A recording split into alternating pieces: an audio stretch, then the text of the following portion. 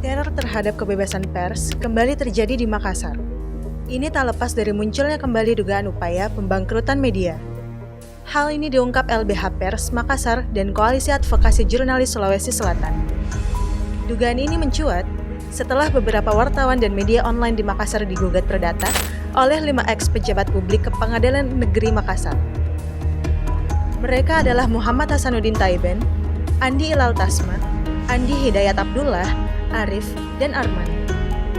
Kelima mantan staf Sus Gubernur Sulawesi era Andi Sudirman Sulaiman ini menggugat 2 media, ini kata.co.id dan Herald Social beserta 2 wartawan.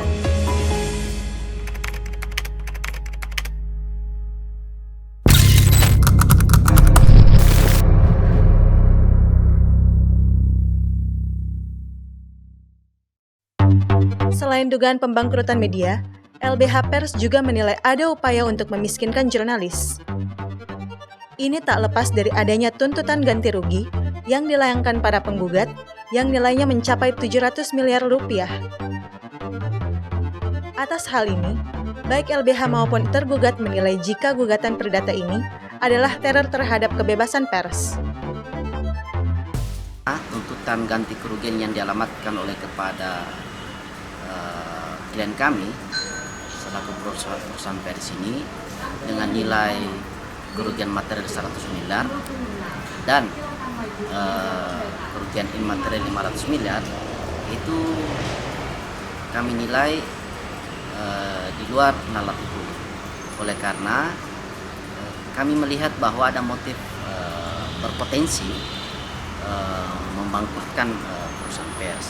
Terlebih lagi kepada klien kami, salah tergugat 4 ini yang merupakan seorang jurnalis. Dan ini kami melihat bahwa ada upaya untuk melakukan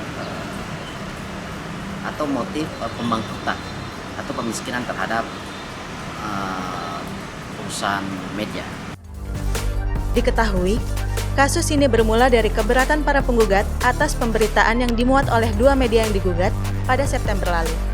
Dan sejatinya, 2 media tersebut sudah memberikan ruang klarifikasi berupa hak jawab sesuai dengan mekanisme yang diatur dalam kode etik dan aturan Dewan Pers yang berlaku.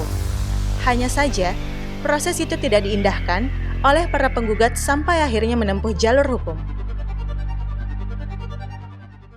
Bahwa hak jawab itu diberikan itu pada saat setelah ada penilaian dari Dewan Pers.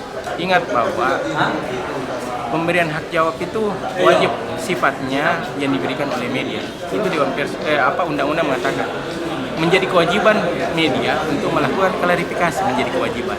Jadi bukan hak, bukan hanya serta-merta bahwa itu adalah hak, tetapi media mempunyai kewajiban untuk melakukan klarifikasi. Yang kalau dibilang tadi bahwa itu sudah dilakukan, itu dilakukan setelah adanya penilaian dari Dewan Pers. Sejauh ini, kasus gugatan 2 media tersebut sudah bergulir di Pengadilan Negeri Makassar dan telah memasuki agenda pembacaan gugatan pada Selasa, 20 Februari 2024 lalu. Terkait hal ini, banyak pihak yang sejatinya sangat menyayangkan sikap para penggugat yang mengambil langkah tersebut. Terlebih, mereka merupakan bagian dari pemerintah yang pada saat itu masih berkuasa. Namanya pejabat publik itu ada akuntabilitas publik, artinya apa yang dia lakukan itu harus dipantau oleh masyarakat.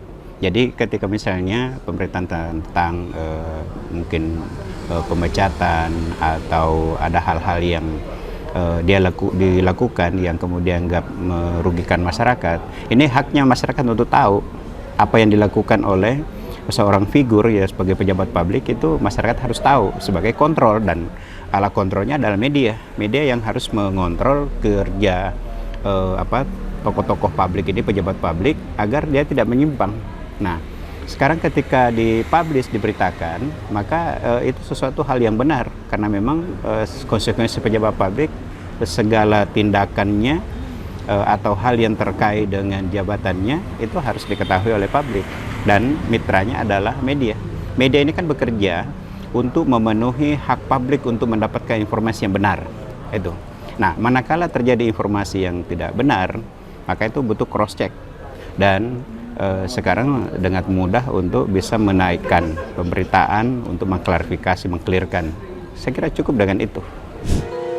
Terlepas dari bergulirnya kasus gugatan tersebut, semoga ini bisa menjadi pembelajaran, terutama untuk para pejabat publik yang seharusnya bisa menjaga kebebasan dan kemerdekaan pers.